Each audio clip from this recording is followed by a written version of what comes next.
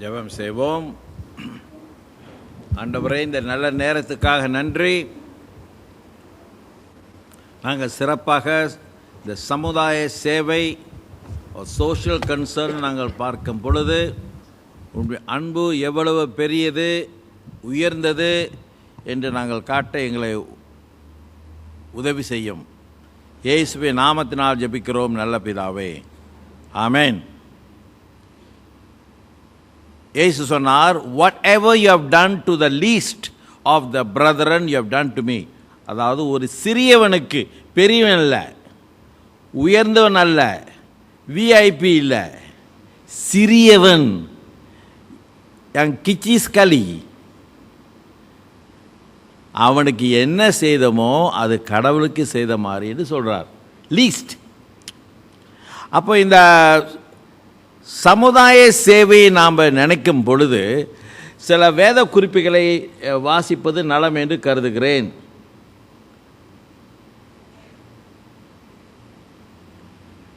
ஆதியாகமம் 1:31, அப்பொழுது தேவன் தாம் உண்டாக்கின எல்லாவற்றையும் பார்த்தார், அது மிகவும் நன்றாயிருந்தது. அது முதலாவது. ரெண்டாவது, ஆண்டவர் உண்டாக்கின ஒருவன், ஆதியாகமம் 4:9, கர்த்தர் காயினை நோக்கி, உன் சகோதரன் ஆபேல் எங்கே? அதற்கு அவன் சொன்னான், நான் அறியேன், ஐ டோன்ட் நோ. என் சகோதரனுக்கு நான் காவலாளியோ? Am I the keeper of my brethren? அப்படின்றா, am I suppose to take care my brother? we are all Sindri and Berhad. நாங்கள் அவங்க வேலை தான் நாங்கள் கவனிப்போம், மற்றவங்கள பற்றி நாங்கள் கவனிக்க மாட்டோம். ஆண்டவர் சொன்னார், தபிலிஜாடி, you are accountable to your brother. அப்போ இந்த சோஷியல் கன்சர்ன் இந்த காலத்தில் பாருங்கள், நம்ம என்ன வாசிக்கிறோம் என்றால், இது கடவுளுடைய உலகம். This God's world, not our world. நமக்கு சொந்த இடம் இல்லை. we are not owners but managers. அப்படி என்றால் ஒரு கண்காணியாளர் போல் ஒரு பொறுப்பாளியாக இருக்க வேண்டிய சூழ்நிலை. அப்படி என்றால் நம்ம இஷ்டம் போல், விருப்பம் போல் எதையும் செய்ய முடியாது. அப்போ கடவுள் காண்பித்த வழியில் தான் நம்ம செய்ய வேண்டியிருக்கு. அப்போது நம்ம எங்கே இருந்தாலும் சரி, wherever you are, we are neighbors to all. இப்போ வேதத்தில் பாருங்கள், இந்த 10 கற்பனையை, அதாவது முதல் 5 புஸ்தகத்தை சுருக்கமாக இயேசு சொல்லிட்டார். Love God, love your neighbour. இதை விட மேலான கற்பனை இல்லை என்றார். அப்போது கடவுளை நேசிக்கிறவன், those who love God, if he loves God, he has no choice but to love another person of different culture, different religion, different what are all different. அப்போது நம்ம the world has become without boundary. அப்போ பாருங்கள், ஒரு காலத்தில் நான் முதலாவது இயேசுவை ஏற்றுக்கொண்ட பிறகு 1960s நான் ஒரு சர்ச்சுக்கு போயிருந்தேன். அந்த கோயிலில் எல்லாரும் ஒரு இனத்து மனிதர்கள், ஒரு ஊர்லேருந்து வந்தவங்க, ஒரே மாதிரி தான் தமிழ் பேசுவாங்க. ஆனால் இப்போது இன்டர்நேஷ்னல், பல இனம் சேர்ந்துருக்குறாங்க, பல இடத்துல போய் ஊழியம் செய்கிறாங்க. ஏன்னா அது ஒரு காலம் பாருங்கள். I'm talking about 40-50 years ago. அது ஒரு காலம்.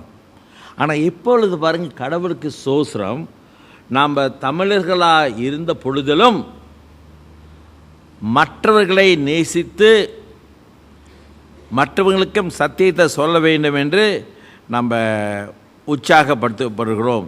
So there is no other commandment. It is love God, love your neighbor. அப்போது இந்த காயின் சொன்னார், am I my brother's keeper? Yes. இப்போ பாருங்கள், உலகத்தில் பற்பல மனிதர்கள் இருக்கிறார்கள், பற்பல இனத்தை சேர்ந்தவர்கள், பற்பல மார்க்கத்தை சேர்ந்தவர்கள். அவர்களுக்கு நமக்கு என்ன தொடர்பு? ஒரே ஒரு தகப்பன். பிள்ளைக்கு தந்தை ஒருவன், நாம் எல்லோருக்கும் தந்தை இறைவன். சினிமா பாட்டு. நீ ஒருவனை நம்பி வந்தாயா அல்லது இறைவனை நம்பி வந்தாயின்னு இருக்கு. whether we like it or not, our father, he may not recognize he is a father. அவன் தெரியாமல் இருக்கலாம். But whether he recognize or not, he is a father. He is a creator. அப்போ பாருங்க, நம்ம எப்படி அந்த பிதாவை சொல்லுவது என்பது தான் நம்முடைய முக்கியமான ஒரு கடமையாக இருக்கிறது. So the Bible teaches that all our neighbors. இப்போ பாருங்க, சில மார்க்கத்தில், சிறப்பாக இஸ்லாம் மார்க்கத்தில், unless you are Muslim, they may not love you much, they may not relate to you much. But கிறிஸ்தவங்கள் அப்படி இல்லை. பொதுவாக we care for everybody, we love everybody because God so loved only Indians. அப்படி இருக்கா? only Indians இல்லை, only Tamil ஆளுங்க. no, God so loved the world. இதுதான் பெரிய ஒரு சவால். God loves everybody. நிச்சயமாக நம்ம தமிழர்களை, இந்தியர்களை நேசிக்கணும், because they are very close. But God also says, go beyond, go and love others as well. So இன்றைக்கு உங்களுக்கு 3 கதை இந்த விஷயத்தில் சொல்ல விரும்புகிறேன். முதலாவது, ரூத் நவமி வந்தாங்களா அந்த ஊர் மோப், அதை பற்றி சில குறிப்புகள் பாருங்க. சில ஊர் யூதர்களுக்கு பிடித்தமானது, சில ஊர் யூதர்களுக்கு பிடிக்கமில்லாது. அப்போது பஞ்சமாக இருந்த காலத்தில் நவமி தன்னுடைய கணவரோடு மோப் என்ற ஊருக்கு போனார். பட் நீங்கள் மோப் பற்றி படித்து பார்த்தீங்கன்னா, it's a terrible place, not a good place. சமுதாயத்தால் அங்கீகரிக்கப்பட்ட ஊருன்னு சொல்ல முடியாது. The Jews never liked them, honestly. ஏன்னா அவங்களுடைய எனிமி, நட்பாக வாழலை, விரோதிகளாக வாழ்ந்தார்கள். இருப்பினும் பெத்லஹேமில் பஞ்சமாக இருக்கும் பொழுது அந்த அம்மா அங்கே தான் மோகத்தான் போனாங்க. போய் என்ன நடந்தது? அங்கே திருமணம் செய்தார்கள் அந்த அவங்களோட பிள்ளைங்களை. பிறகு பிள்ளைங்களாம் மண்டே போட்டானுங்க.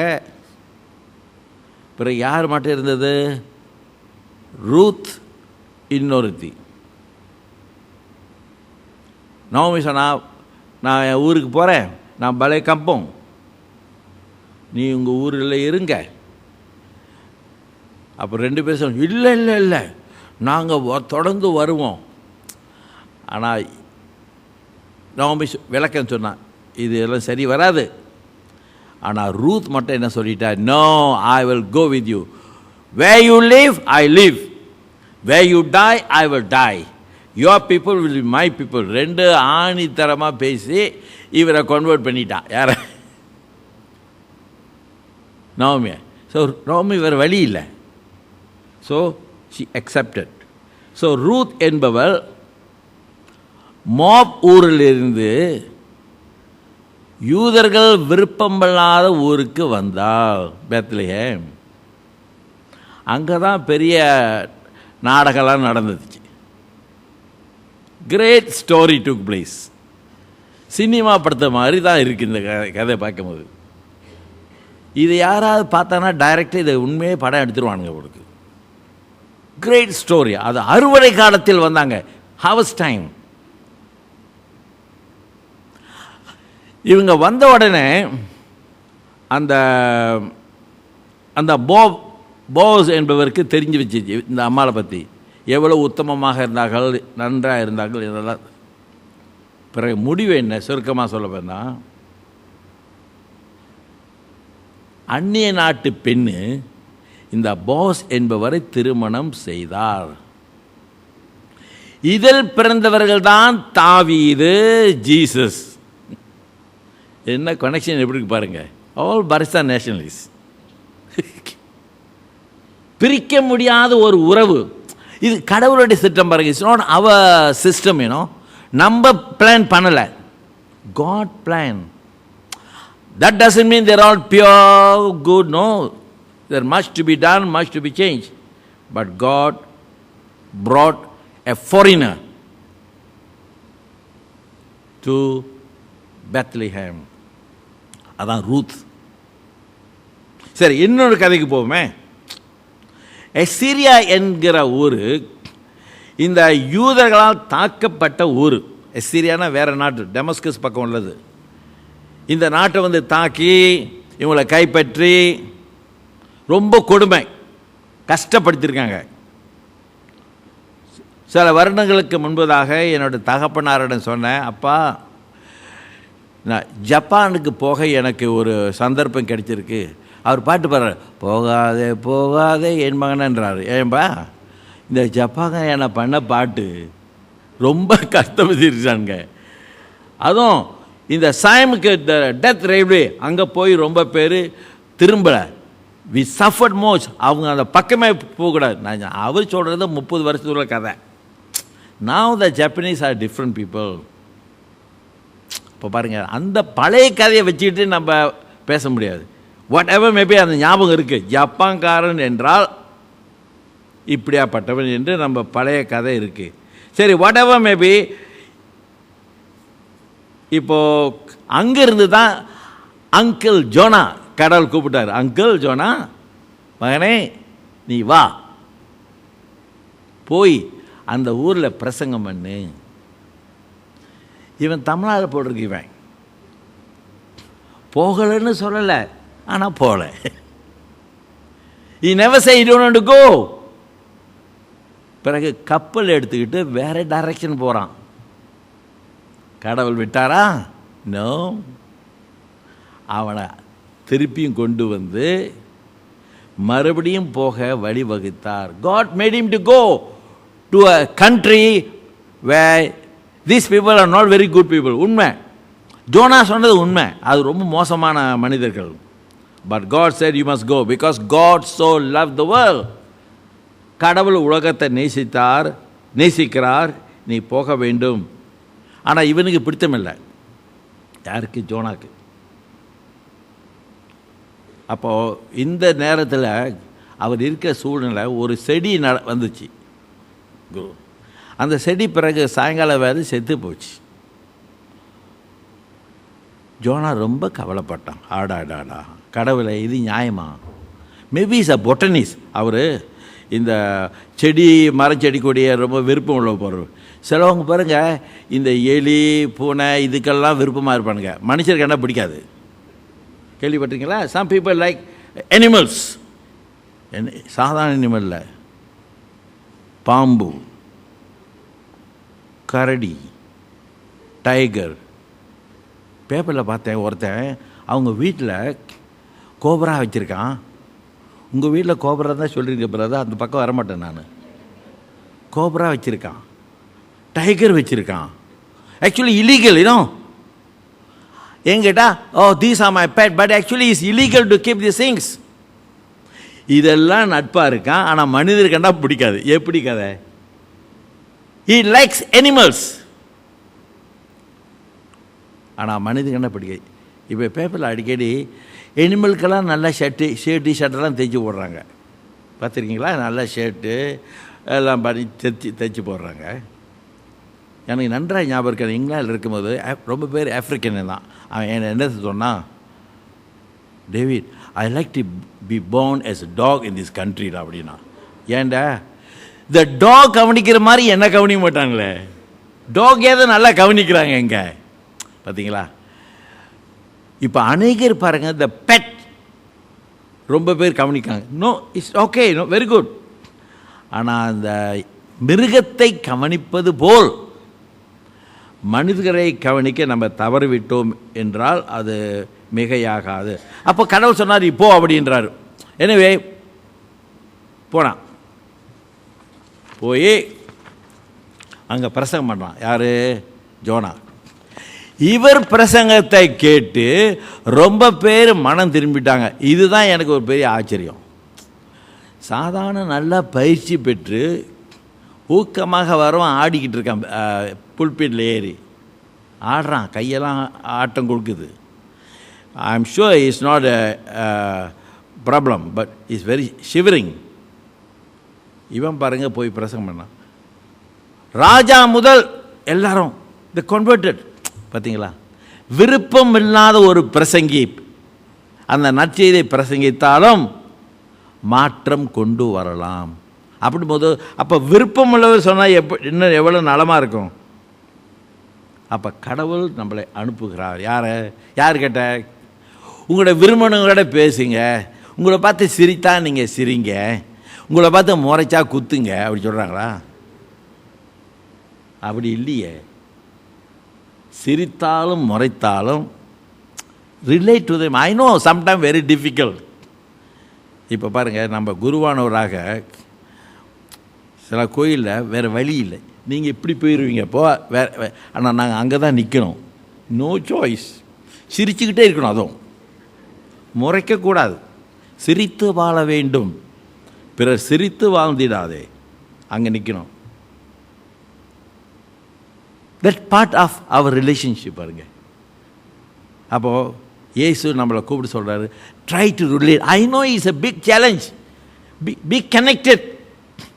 கூடிய மட்டும். இப்போ பாருங்கள், பொதுவாக நாம் இந்தியர்களோடு கனெக்ட் பண்ணுறது மேபி ஈஸியால இந்தியர்கள் பொதுவாக. ஆனால் மலாய்க்காரர்கள், சீனர்கள், இட் இஸ் நாட் ஈஸி. ஏன்னா அவங்க கலாச்சாரம், பண்பாடு. But today lot of mix marriages பார். அன்றைக்கு நான் பேப்பரில் பார்த்தேன், எம்சிஏ சொல்கிறான், all others also welcome to join us அப்படின்றான். பாருங்கள் கதையை. ஒரு காலத்தில் எம்சிஏல சீனம் தான் போனோம், மஞ்சத்தோல். இப்போ எல்லா தோலும் போகலாமா? எங்கிட்ட இஸ் பாலிட்டிக்ஸ், அரசியல். What to the mean is that we are open, all welcome. So the third example is Samaritan, சமாரியர்கள். இயேசு இந்த சமாரியா ஊருக்கு போனார். ஆனால் பொதுவாக யூதர்கள் பாருங்கள், அந்த சமாரியா ஊரை போக மாட்டாங்க. They will bypass and go somewhere else. ஏன்னா அந்த சமாரியா ஊர் கெட்ட ஊரான். எப்படி அந்த ஊர் எப்படி வந்தது? You must little bit of history, little bit, கொஞ்சம் பாருங்க. இந்த அசீரியன்காரன் இந்த நாட்டை ஆண்டான்ல, வேறு நாட்டுக்காரன், இவன் என்ன செய்துட்டான், வெவ்வேறு ஊரில் உள்ளவங்கெல்லாம் அங்கே எடுத்து அந்த டம்ப் பண்ணிட்டான். இவங்கெல்லாம் எது மிக்ஸ் மேரேஜ், வெவ்வேறு ரிலிஜன், எல்லாம் மிக்ஸ்ட் அப், ரோஜா. So the Jew never liked it. மார்க்கமும் சரியில்லை, அவங்க கல்ச்சரும் சரியில்லை என்று அவங்கள ஒதுக்கிட்டாங்க. அது மொத்தமில்ல, இந்த சமாரியர்களுக்கும் யூதர்களுக்கும் ஆரம்பத்திலேருந்து கொஞ்சம் பிரச்சனையாக இருந்துச்சு. ஆனால் ஜீசஸ் என்ன செய்தார்? அந்த ஊருக்கு போகிறார். தமிழில் சொல்லுவாங்க, போகாத இடங்களில் போக வேண்டாம். எங்கே போனோன்னு நமக்கு தெரியுமில்ல. கல் கிடைக்கா போய் சொல்கிறாரு. மற்றவங்க போய் சொல்லுங்க. But it's not easy, no. அப்போது இயேசு அந்த சமாரியா ஊருக்கு போகிறார். அதுவும் பாருங்கள், காத்திருக்கிறார் அந்த சமாரிய பெண் வர. அது எந்த நேரத்தில்? ஆஃப்டர்நூன். அந்த நேரத்தில் பொதுவாக நல்ல பெண்கள் வரமாட்டாங்களாம். நான் சமாரிய ஊருக்கு போயிருக்கேன், கேனா ஊருக்கு போயிருக்கேன். அங்கே நல்ல இந்த ஒயின்லாம் விற்பாங்க, நல்ல ஊக்கமாக குடிக்கலாங்க, நல்ல ஒயின். கேனா ஊர் கல்யாணம். அப்போது சமாரிய ஊருக்கு போனார். அப்போது ஒரு பெண்ணு வரா. பொதுவாக இந்த ரேபாய் வாத்தியார் இந்த பெண்கிட்ட பேசக்கூடாது. அது என்ன சட்டம் தெரியல. ஏன் பேசக்கூடாது?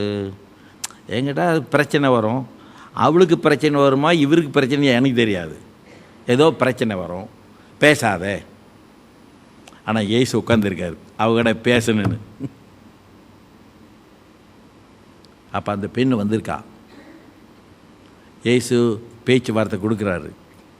பிறகு சொல்லிட்டாரு, அம்மா நீ முந்தி புருஷனை வச்சிருந்த நிறைய புருஷனுங்களை, பரவாயில்ல, இப்போ அவனெல்லாம் விட்டாச்சு, சேராய் பண்ணியாச்சு. இப்போ இருக்கிறவன் புது ஆள். இவளுக்கு ஆச்சரியம் போச்சு, என்னடா இவருக்கு எதாவது தெரிஞ்சிருக்கே. So he thought she is a நபி. ஸோ கன்வின்ஸ், ரொம்ப சந்தோஷம். போயிட்டு அந்த ஊரெல்லாம் கொண்டு வந்துட்டான். அவங்க எல்லாருமே இயேசுவை ஏற்றுக்கொண்டுட்டாங்க. ஸோ ஜீசஸ் அந்த ஊரில் 2 நாள் தங்கியிருந்தார் பாருங்கள். Because he took the risk. ஆனால் எல்லாரும் ரிஸ்க் எடுக்க முடியாது. ஐநோ ஒரு அந்த ரிஸ்க் எடுத்து அங்கே போய் அந்த அம்மாவை சந்தித்ததுனால் அந்த பெண்ணும் ரசிக்கப்பட்டால், அந்த சமாரிய ஊரும் ரசிக்கப்பட்டது. அப்படின்னா பாருங்கள், சில சமயத்தில் நம்ம இப்படி போக வேண்டிய சூழ்நிலை வரலாம். ஆனால் நம்முடைய மார்க்கத்தை பத்திரமாக வச்சிருக்கணும், நம்பிக்கை உறுதியாக இருக்க வச்சிருக்கணும்.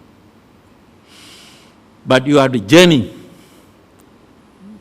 பிரயாணம் பண்ணணும், அநேகரை போய் தேடி கண்டுபிடிக்கணும், கொண்டு வரணும். கிறிஸ்தவ மார்க்கத்துக்கு அவங்க வர இயேசு பற்றி அவங்க சொல்லணும். அப்போது முடிவாக நான் என்ன சொல்ல விரும்புகின்றான்,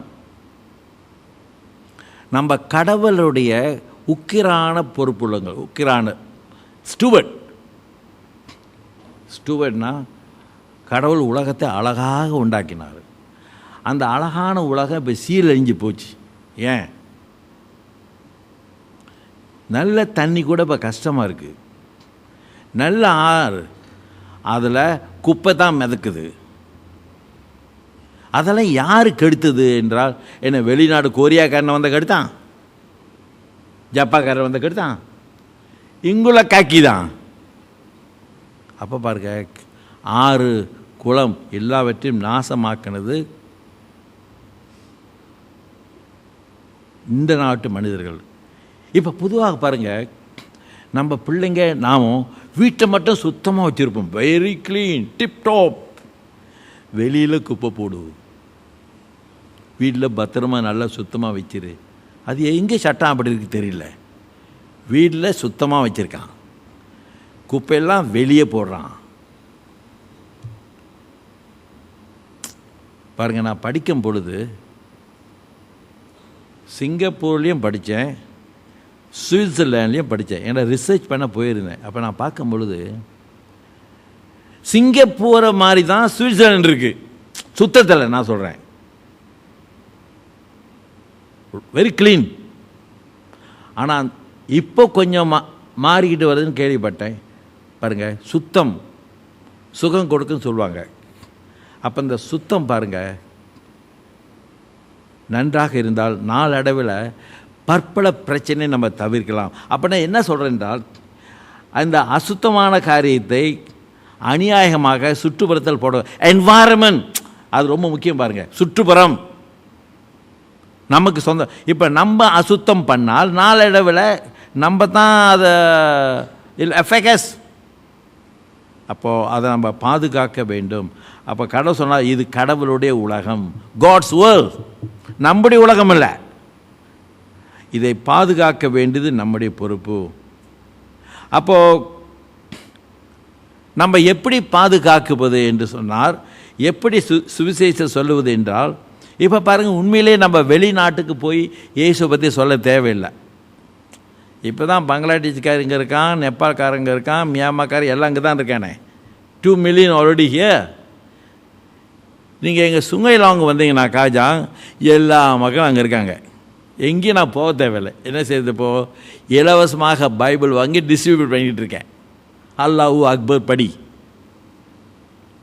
ஸோ உண்மையில் பாருங்கள், we have opportunity to love and care. இப்போ முஸ்லீம் பாருங்கள், இங்குள்ள முஸ்லீம் பயந்து எடுக்க மாட்டான். But Bangladesh, Pakistan, there no problem.